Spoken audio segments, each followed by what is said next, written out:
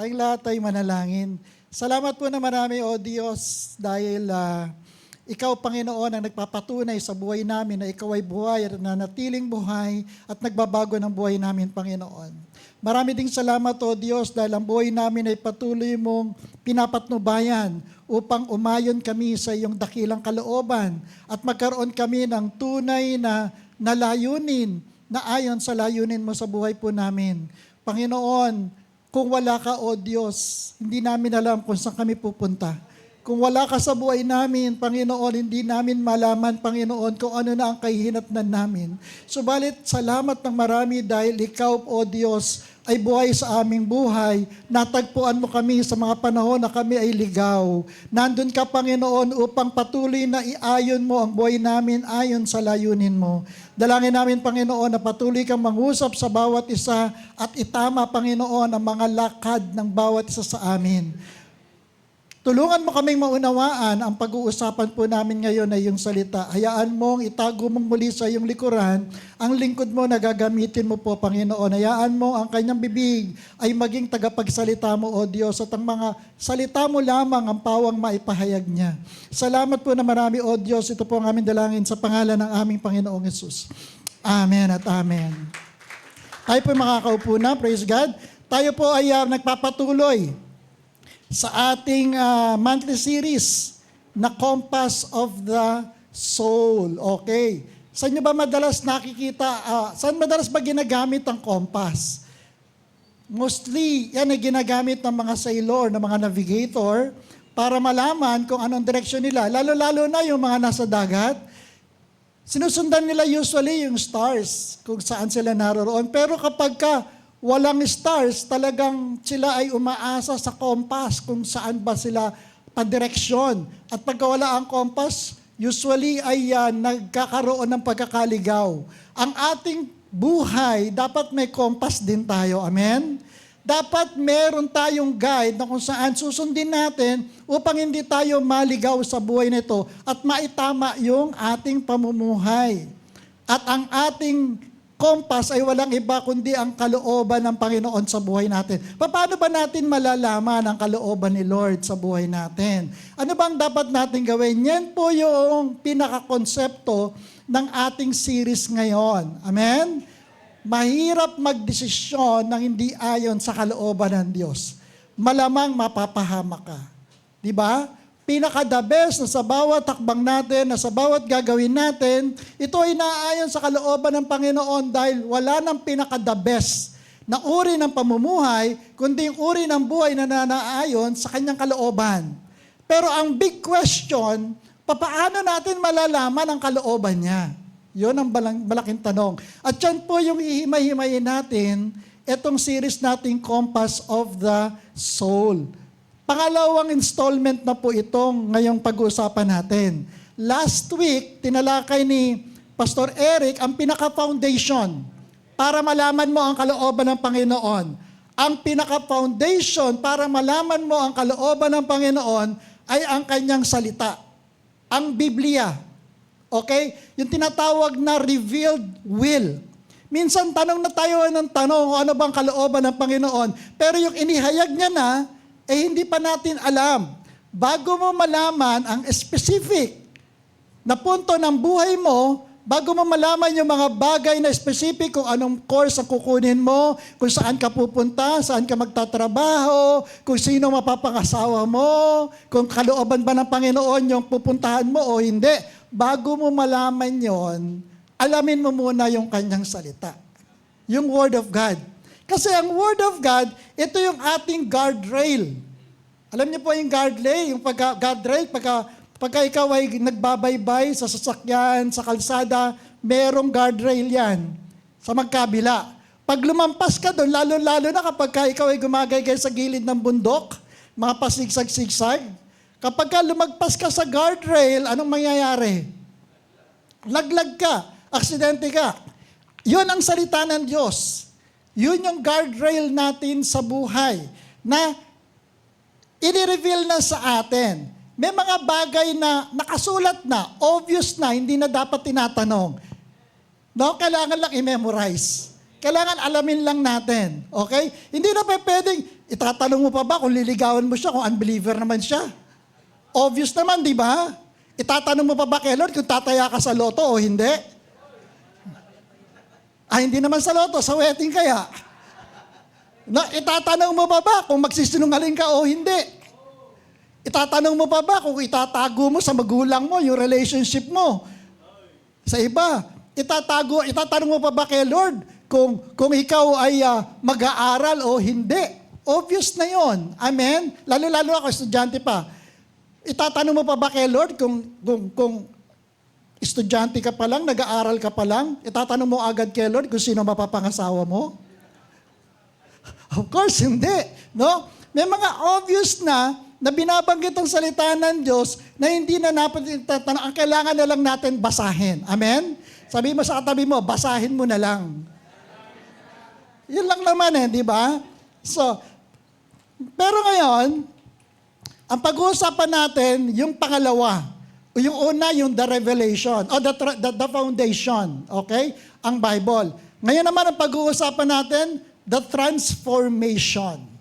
The transformation. Makikita natin yan sa Roma chapter 12 o Roma kapitulo 12, talatang 1 hanggang 2. Yan.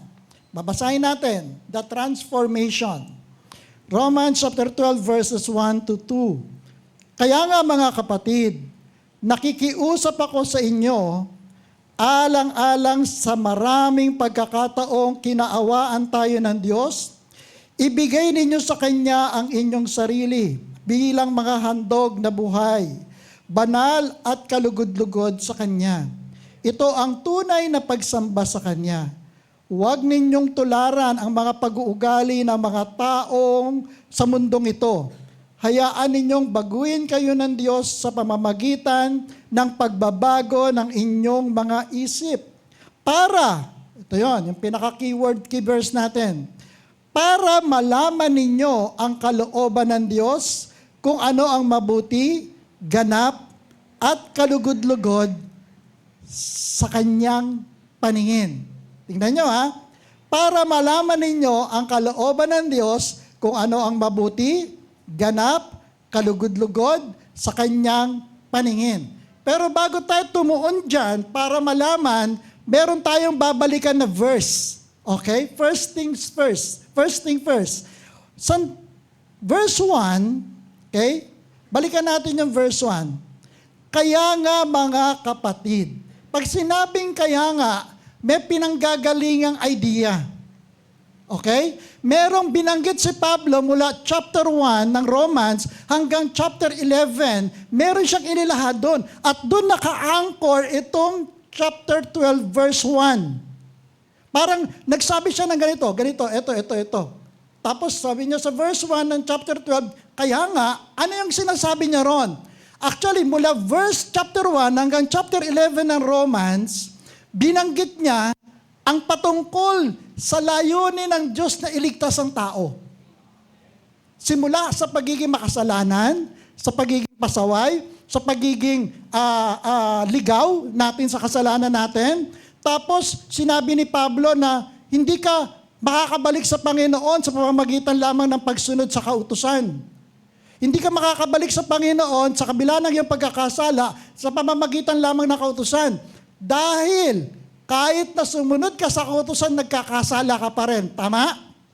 Kaya nga sabi, ang lahat ay nagkasala. Romans 3:23. Ang lahat ay nagkasala at walang sino mang karapat-dapat sa paningin ng Diyos. Tapos, pinipilit ng mga Jew na kailangan sumunod. Hindi. Ang kabayaran ng kasalanan, Romans 6:23, ang kabayaran ng kasalanan ay kamatayan. Yun lang ang bayad. Pero dahil sa kagandahang loob ng Diyos, isinugo niya ang kanyang bugtong na anak na si Jesus. Di ba?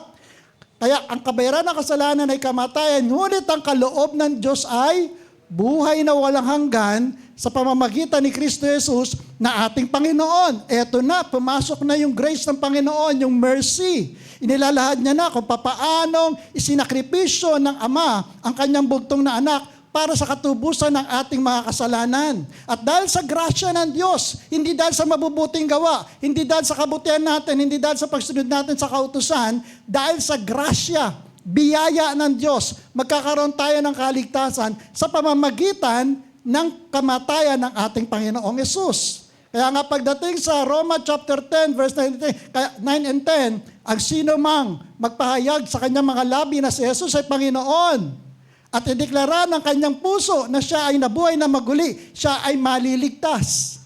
Sa Romans chapter 8 verse 1, there is therefore now no condemnation to those who are in Christ Jesus. So from chapter 1 hanggang chapter 11, inilalahad ng Panginoon yung kanyang kahabagan at biyaya para tayo magkaroon ng kaligtasan. And having known that, pasok yung chapter 12. Ano sabi sa chapter 12? Kaya nga, in response doon sa kagandang loob ng Diyos, in response doon sa kanyang mercy at kahabagan, anong sabi? Nakikiusap ako sa inyo alang-alang sa maraming pagkakataong kinaawaan tayo ng Diyos. Eto na, ang kasunod dito, yung mga dapat gawin na magbubunga ng pagkakaalam naman natin ng kalooban ng Diyos. Gets nyo? So therefore, meron kang bagay na gagawin para malaman mo ang kalooban ng Diyos. Kasi sabi sa chapter 2, verse 2, pakibasa yung verse 2. Ano, wala. Sabi sa verse 2, para malaman ninyo ang kalooban ng Diyos kung ano ang mabuti, ganap, at kalugod-lugod sa kanyang paningin. Okay? Ibig sabihin, in between verse 1, kaya nga, ayon sa kahabagan ng Diyos, at doon sa verse 2, last part, para malaman natin ang kalooban ng Diyos, meron tayong gagawin para malaman mo ang kalooban ng Diyos. Pero yung gagawin mo in response to the mercy of God. Nakukuha niyo yung sequence? Para malaman mo ang kalooban ng Diyos, meron kang dapat gawin, pero yung gagawin mong yon, ang purpose mo, hindi para malaman ang kalooban ng Diyos. Gets nyo? Nakukuha nyo? Gagawin ko to, hindi para malaman ko ang kalooban ng Diyos. Gagawin ko to, dahil nalaman kong mahabagin ng Diyos sa buhay ko. At pag ginawa mo yon, malalaman mo kung ano ang kalooban ng Diyos. Ready na kayo? Number 1, sa pag-alam ng kalooban ng Diyos, ito ang kinakailangan. In view of God's mercy, gagawin mo to dahil kinahabagan ka ng Diyos. Sabi mo sa katabi mo, kinahabagan ka ng Diyos. Kaya ito ang dapat gawin mo. Gets you? Hindi ito magiging mahirap kung nakatingin ka sa mercy ng Panginoon sa buhay mo. This is the right response to the mercy of God, which will result for you knowing the will of God. Number 1, sa pag-alam ng kalooban ng Diyos, ito ang kailangan. Number 1, ang pagsuko ng buhay sa Diyos. The sacrifice of self. Okay? Ulitin ko. Verse 1, kaya nga, dahil sa kahabagan ng Diyos sa atin, di ba? Nakikiusap ako sa inyo alang-alang sa napakaraming pagkakataong kinaawaan tayo ng Diyos. Ibigay ninyo sa Kanya ang inyong mga sarili bilang handog na buhay, banal at kalugod-lugod sa Kanya. Ito ang tunay na pagsamba sa Diyos. Number 1, kailangang ibigay mo muna, isuko mo ang buhay mo sa Panginoon. Hindi mo malalaman ang kalooban ng Diyos kung walang surrender. Gets nyo? Actually, yung theology niyan, naka-anchor yan doon sa ginagawa nila ng Old Testament times. Yung Old Testament times, yung sacrifice sa Panginoon ay yung tupa. Nabasa niya na yun? Tupa. Pero usually ito ay inilalagay sa altar at pinapatay para tumulo yung dugo. Pero ang medyo kaibahan lang ngayon, hindi na tupa ang inihahandog natin. Kasi si Jesus na ang siyang naging kordero ng Diyos o kordero ng Diyos na nag-aalis ng kasalanan ng sanlibutan. Si Jesus Christ na yon.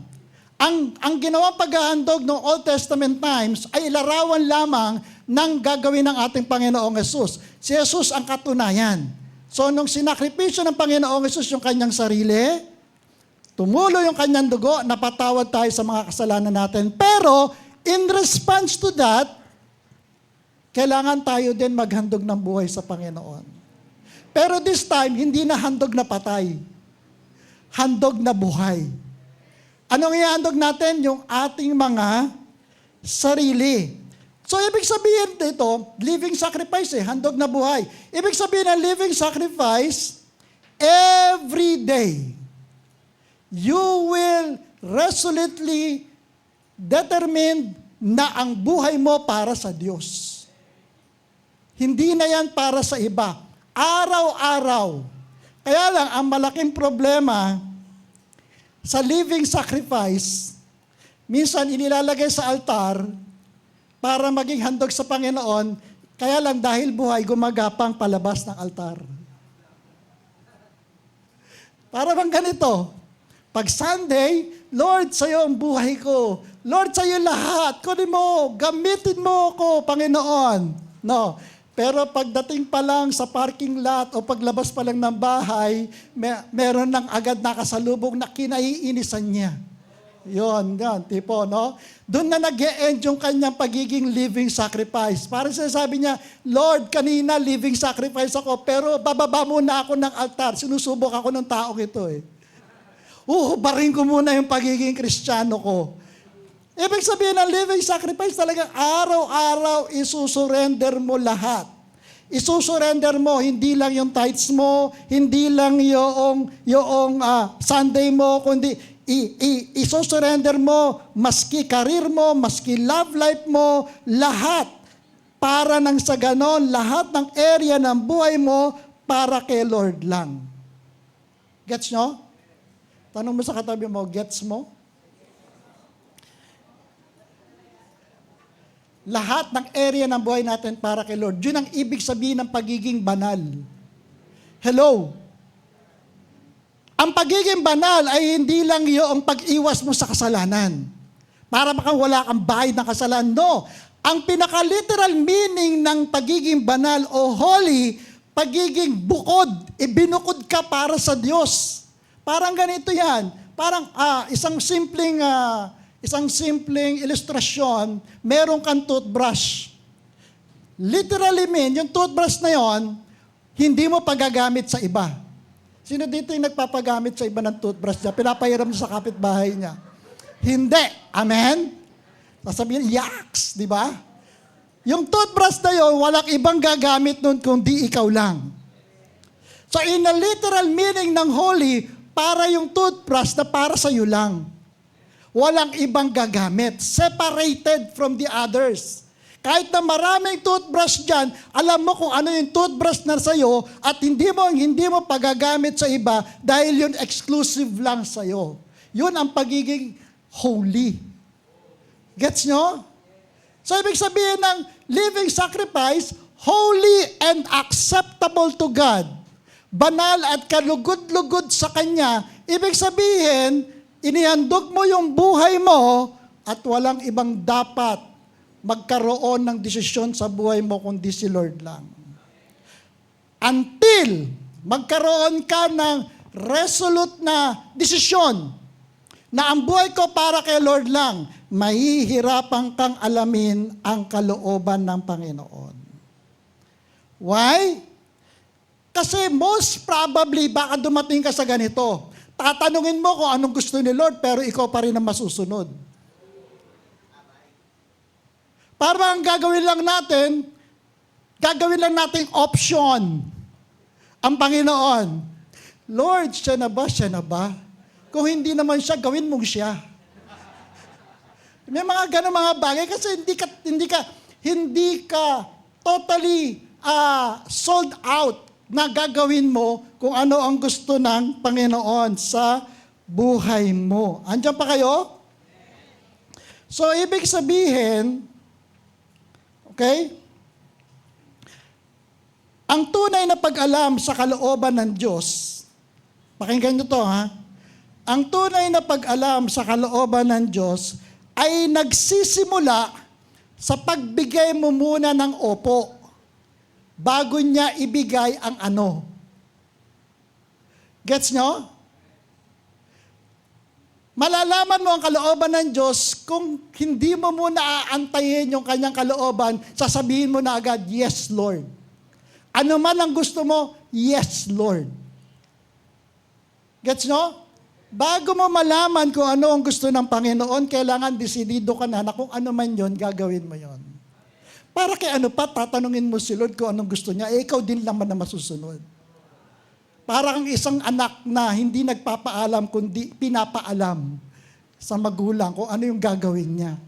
Minsan o kadalasan, pagka nag-pray tayo, hindi na nga tayo nagtatanong ng kalooban ng Panginoon eh. Palagi na lang natin sinasabi, Lord, i-bless mo yung lakad ko. Lord, i-bless mo yung pag-a-apply ko. Lord, i-bless mo, samahan mo ko. Lord, pupunta ako kay ganito. Protectionan mo ko. Minsan gano'n na tayo manalangin. Hindi na natin tinatanong, Lord, kalooban mo ba na gawin ko ito? Lord, mag-a-abroad ako, kalooban mo ba? Wala na yun kasi natatakot tayo, baka humindi. Di ba? O kaya naman siya na ba yung babaeng liligawan ko? Hindi na gano'n, Lord, please hipuin mo ang puso niya para sagutin niya na ako. Kasi mas gusto nating umiral, hindi yung kalooban ng Diyos sa buhay natin, mas gusto nating umiral kung ano yung gusto natin. Kaya hanggat walang self-sacrifice o pagsuko ng buhay sa Panginoon, mahihirapan kang malaman kung ano ang kalooban ng Diyos sa buhay mo. Amen? Amen. At ang maganda pa, ito tingnan nyo sabi doon sa last part, ito ang tunay na pagsamba sa Kanya. Gets nyo? Kahit nagaano pa nga mangawit ang taas ng kamay mo sa pagpupuri sa Panginoon, kung walang surrender of self, there will be no true worship. Kahit na magkandamalat ka sa pagkanta, kahit na magkandalupasay ka sa pagtulo ng luha mo, kung hindi ka totoong naghahandog ng buhay sa Panginoon, there will be no true worship. Dahil hindi gusto ng Panginoon ang labi, hindi gusto ng Panginoon ang taas ng kamay. Ang gusto ng Panginoon, yung buong buhay mo. Amen? Kaya nga sabi niya, unang utos, to love the Lord your God, with what? With all your heart, with all your mind, with all your soul, and with all your strength. Yung totality ng buhay mo. Sorry to say this, pero our God, sabi nga, is a jealous God. Ayaw niya ng may kahati sa buhay mo. Amen? Ang ganda ng concept na sinasabi ng pastor, ibigay mo lahat ang pagmamahal mo sa Panginoon. At ang Diyos ang magbibigay sa iyo ng pagmamahal na ibibigay mo sa iba. Para hindi ka mamamali. Ang sakit nung magmahal ka ng taong mali. Di ba? Yung isakripisyo mo, yung buhay mo sa isang bagay na hindi naman yun ang kalooban ng Panginoon. Yung ibuhos mo ang lahat ng attention mo, lahat ng passion mo, lahat ng pangarap mo, ibuhos mo sa bagay na yun. Kasi yun ang gustong-gusto mo, tapos mali pala. Kaya mas maganda, ibigay mo muna sa Lord, kay Lord lahat. Ng buong buo. And then, hayaan mong si Lord ang magbigay ng desire sa puso mo. Kung ano ang dapat mong gawin at kung sino-sino ang dapat mong mahalin o ano man ang dapat mong gawin. Amen? So, unang-una, ano yung unang-una? O, nakalimutan nyo na agad. Pagsuko ng buhay sa Diyos. Kaya sabi mo sa katabi mo, isuko mo na. Huwag ka na magtitira. Ang hirap ng Lord, sa'yo na lahat, pero please lang, hayaan mo na siya sa akin. Lord, ibibigay ko sa'yo ang lahat.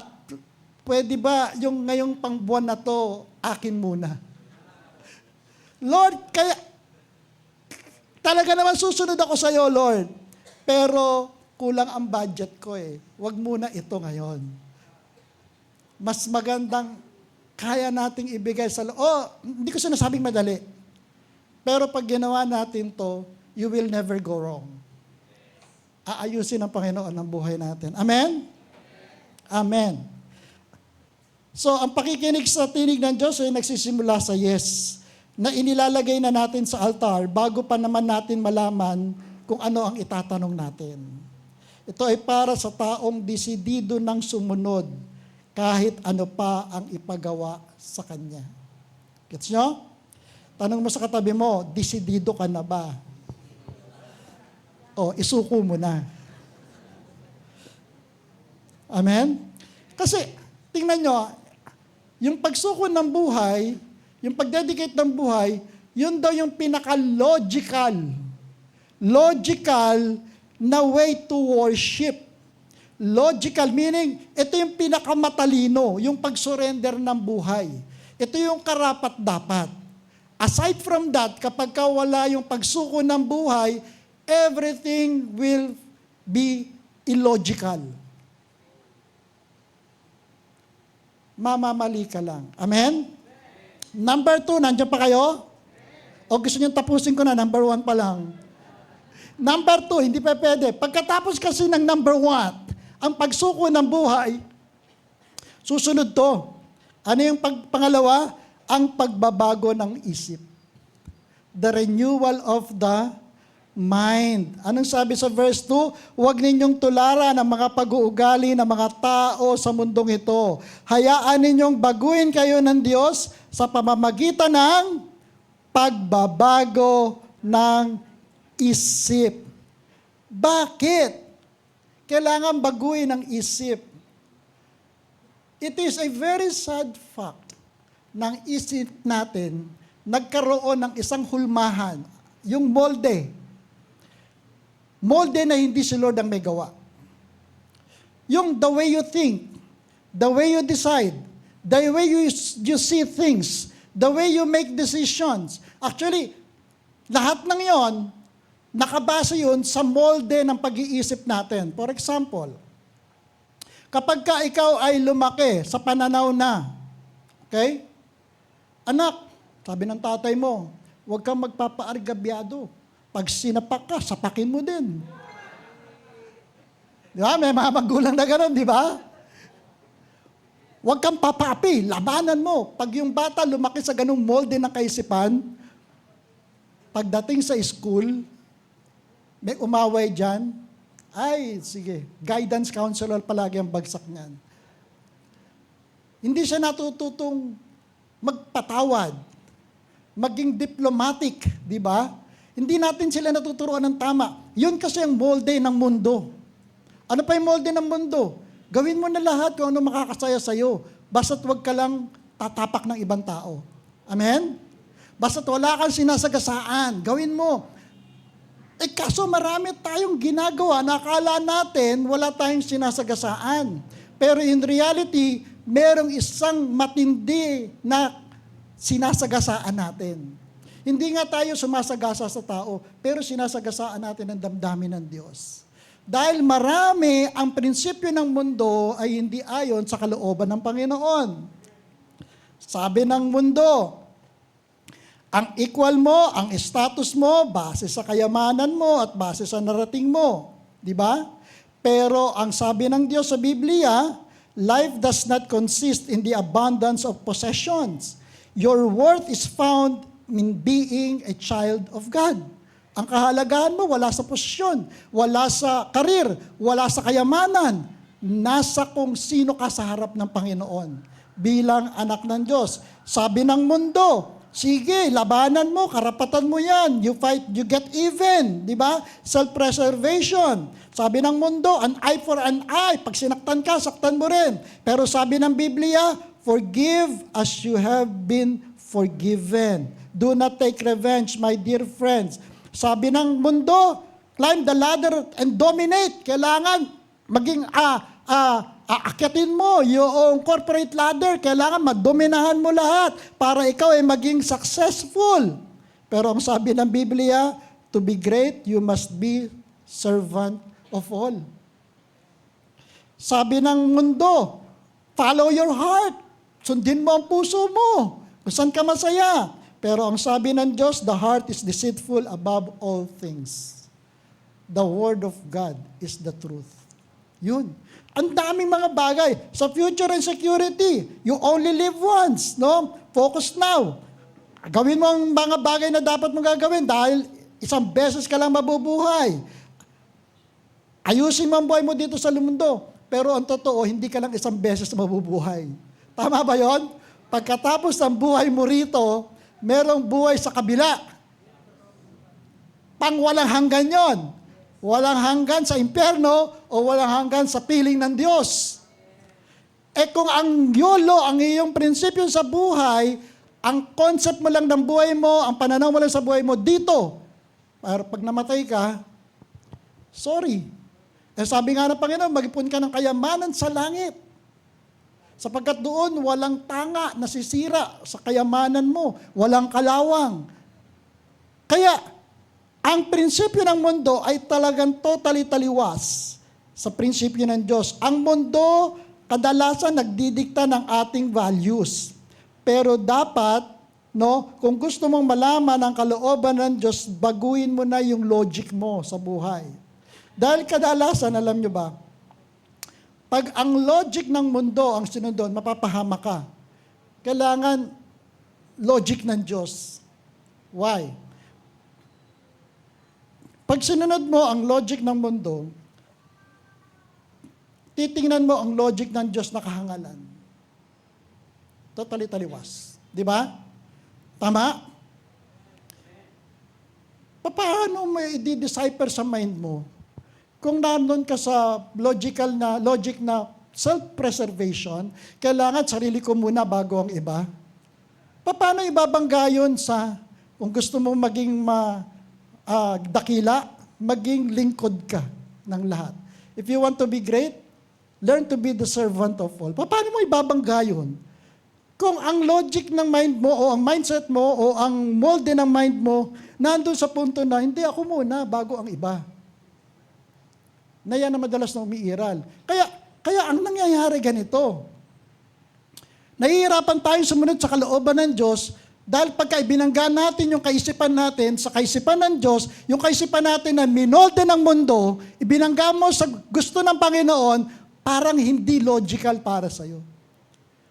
Saan ka ba nakakita? Sa anong bangko ang nagsasabi, magbigay ka at ikaw ay sasagana? Wala. Di ba? Ang bangko, mag-ipon ka para pagka ikaw ay nangailangan, meron kang dudukutin. Tama naman sa logic natin, di ba? Pero kapag tinignan mo ang kalooban ng Panginoon, hindi lang yon. Ang susi ng pananagana ay ang pagbibigay. You will sow what you reap. Sow abundantly, you will reap abundantly. Sow sparingly, and you will reap sparingly. So, pagka binangga mo, hindi tama. So, anong sabi ni Lord? Huwag na ninyong tularan ang ugali ng mga tao sa mundong ito. Hayaan ninyong baguhin kayo ng Diyos sa pamamagitan ng pagbabago ng isip. Yung word na baguhin, ang Greek word dyan ay metamorpho. Metamorpho. Ito yung same word na ginamit sa caterpillar becoming a butterfly. This isn't just positive thinking. It is a supernatural overhaul of your value system. Hindi lang ito tungkol sa pag-aaral ng mga bagong facts, mga dapat mong ilagay sa isipan mo, dagdagan mo ang kaalaman mo. Ito ay isang pagbabagong anyo, metamorphosis, na nagmumula sa loob, papalabas. Pagkatapos mong isuko ang buhay mo sa Panginoon, kailangan magkaroon ng metamorphosis ang ating isipan. Kompletong overhaul. Anong kompletong overhaul? Hindi mo lang ire-repair yung utak mo. Andiyan pa kayo? Hindi mo lang susulsiin kung ano yung mga loopholes dyan. Hindi ka lang yung dadagdag ng kaalaman ng Bible para dagdag sa kaalaman mo nung natutunan mo nung bata ka pa. Hindi. Ang kailangan dito, complete transformation. Ipo-pour out mo yung prinsipyo ng mundo at papalitan mo ng prinsipyo ng Diyos. Tatanggalin mo yung mga tinuro sa iyo ng mundo na taliwas sa kalooban ng Diyos. Hindi mo pagsasabayin. Hindi yung kapag linggo, isipan ng Diyos ang iyong kaalaman, tapos pagdating ng Monday to Friday, prinsipyo ng mundo ang sinusunod mo. Hindi. Totally i-erase mo kung ano yung mga natutunan mo na hindi ayon sa kalooban ng Panginoon. Tatanggalin mo yung laman na yan, hayaan mong ang Diyos ang mag-fill in sa pamamagitan ng kanyang mga salita. Bakit isipan? Ang isipan ang control room ng buhay mo. Tama? Yung utak mo ang pinaka-control ng buong buhay mo. Kung ano yung pagkakahulma ng utak mo, yun ang magdedetermine ng mga desisyon mo sa buhay. Tama?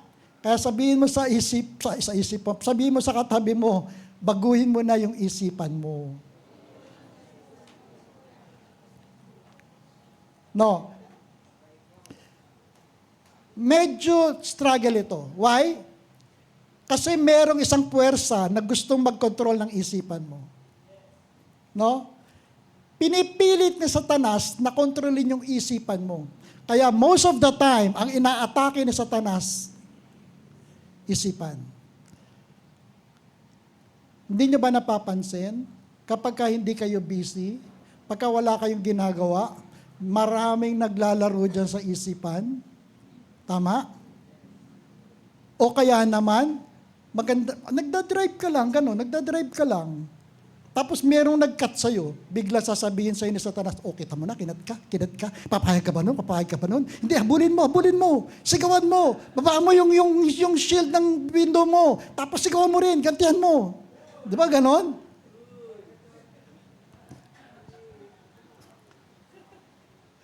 Actually, totoo lang, ang laki ng pakikibaka natin. Hindi lang isang kalaban natin, 3. Unang-una si Satanas, pangalawa ang mundo, pangatlo sarili. Yan ang kalaban natin. Dinidiktahan tayo ni Satanas, dinidiktahan tayo ng mundo, dinidiktahan din tayo ng ating old self, yung dating ikaw. Kaya kinakailangan overhaul of the system at saka totally surrender tayo sa Panginoon. Para nang sa gayon, anong resulta? Point number 3 natin, ang resulta, ang pagkaalam ng kalooban ng Diyos. The discernment of God's will. Kaya yon, pag nagmuli, sabi, para malaman ninyo ang kalooban ng Diyos kung ano mabuti, ganap, at kalugod-lugod sa kanyang paningin. Tingnan niyo yung order. Ang order, unang-una, surrender muna. Tapos, transformation ng mind o renewal. And then, ang byproduct nun, intimacy kay God. Pagka-intimate ka kay God, malalaman mo na ang kalooban ng Diyos sa buhay mo. Sino may asawa? Taas ang kamay. Ang tagal nyo ng kasama. Mga ilang years na kayo magkakasama? 10 years, 20 years, gano'n. Kaya taas pa lang ng kilay ni Mrs. Alam mo na kung ano ibig sabihin nun. Di ba? Yung pagtahimik niya pa lang, alam mo na. Kasi, dikit na dikit kayo. Amen? Di ba? Kapag ka ang mag-asawa ay sweet, walang away, bulungan pa lang nagkakaintindihan na yan. Mrs., mamaya.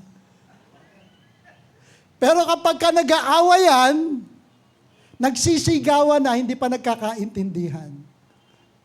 Pagka malayo ang damdamin sa isa't isa. Amen? Alam niyo tayo, kung saan tayo malapit, yun ang mas naiintindihan mo. Tama? Para mas maintindihan mo si Lord sa buhay mo, you must become intimate with God. Yung tipong madali mo nang madedetermine kung ano yung kanyang perfect, good, and pleasing na kalooban. Perfect. Bakit perfect na kalooban niya? Kasi kapag sinunod mo ang kalooban ng Diyos, ito na yung pinaka-the best na uri ng buhay na dapat mo ipamumuhay. Ito na yung buhay na idedirekta ka sa totoong purpose mo. Diyan pa kayo? Nakakita na ba kayo ng isang TV na ginawang flashlight? Why?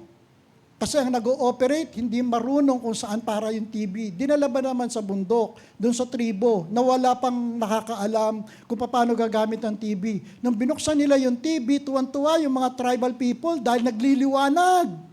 Kaya ang ginawa nila sa gabi, ginawa nilang ilaw. Hindi nagamit yung totoong purpose. Ganyan ang buhay natin. Pagka hindi ka naaayon sa kalooban ng Panginoon, gagamitin mo ang buhay mo sa hindi totoong purpose niya. And you will become feeling empty all the time. Kasi hindi ka naman doon eh. Wala ka naman dapat doon eh. Hindi naman yun ang dapat ginagawa mo eh. Nakakalimutan mo yung purpose mo sa buhay. Kung anong dapat mong lakaran. Kung anong layunin ng Diyos sa buhay mo. Nawawala. Bakit? Kasi yung puso natin malayo sa Panginoon kaya hindi natin nalalaman yung perfect will niya. Bakit malayo yung puso natin sa Panginoon? Kasi hindi pa tayo nagbabago ng isipan. Isipan pa rin ng mundo yung ating kinahuhumalingan. At ano pa, yung buhay natin, hindi natin totally sinusurrender sa Kanya. At bakit hindi mo ginagawa yun? Bakit hindi mo magawang isuko ang buhay mo sa Panginoon at walang transformation? Kasi hindi mo nakikita talaga kung gaano ka kinahabagan ng Diyos. Kung ano ang ginawa niya sa'yo. Kung paano Kanya tinubos sa kasalanan mo. Kung paano siya nagpakasakit sa krus para lamang magkaroon ka ng kaligtasan. Kung tatanawin mo yon, doon ka magsisimula. Lord, inialay mo ang buhay mo sa akin, kaya iniaalay ko din ang buhay ko para sa iyo. Kaya, finding God's will is not about looking at a map. It's about looking at the Master. When we are overwhelmed by the mercy of God, we respond with sacrifice, we experience transformation, and we finally gain clarity. Ang focus para malaman mo ang kalooban ng Panginoon, the mercy of God. Tanaw ka doon. Ang resulta noon, ihahandog mo ang sarili mo sa Panginoon. Lord, dahil kinahabagan mo ako. Lord, dahil ikaw ay nagpakasakit para sa akin. Tinubos mo ko sa kasalanan ko para magkaroon ka ako ng buhay na walang hanggan. Napako ka sa krus upang tubusin mo ko sa mga kasalanan ko na magdadala sa akin sa buhay ng kapahamakan. Kaya Lord, narito ang buhay ko. Sa iyo na to, Panginoon. Iniaalay ko na sa iyo. Baguhin mo ko. Gawin mong pag-aari mo ang aking buong buhay dahil sa iyo naman talaga to. Wala akong akin, kundi lahat sa iyo. Kaya, sa pagbabago ng isipan ko, sa paghandog ng buhay ko, gawin mo kong malapit sa iyo at nang sa ganon maging malinaw ang kalooban mo sa buhay ko. So pag gusto mong alamin ng kalooban ng Panginoon, huwag mong hanapin ang kanyang kalooban. Ibigay mo ang sarili mo. Magkaroon ka ng transformation. Tingnan mo ang kanyang ginawa sa krus ng Kalbaryo. Tayong lahat ay tumayo.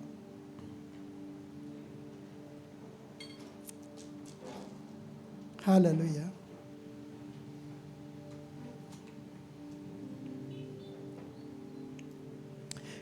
Kapatid,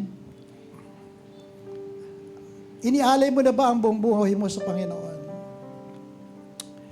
Kinonsider mo na ba sa buhay mo na ang lahat ng desisyon dapat manggagaling sa Kanya? Ito ay naka-angkla sa pananaw na ang buhay mo ay hindi na sa iyo kundi sa Panginoon na. Na hindi na ikaw ang nagmamayari sa buhay mo. Hindi na ang dating takbo ng isipan mo ang siyang iiral sa buhay mo, kundi ang kagustuhan na ng Panginoon. Inihandog mo na ba ang buhay mo sa Panginoon? Tinuring mo ba ang lahat ng ito, Lord, sa iyo? Walang bagay na sa akin, Panginoon. Wala akong may pagmamalaki, O Diyos. Ngayon ang pagkakataon, nasimulan mo ang isang desisyon na inihahandog ko sa iyo, Lord, ang buhay ko. Ikaw na ang maghari sa akin ngayon, Panginoon. Hallelujah.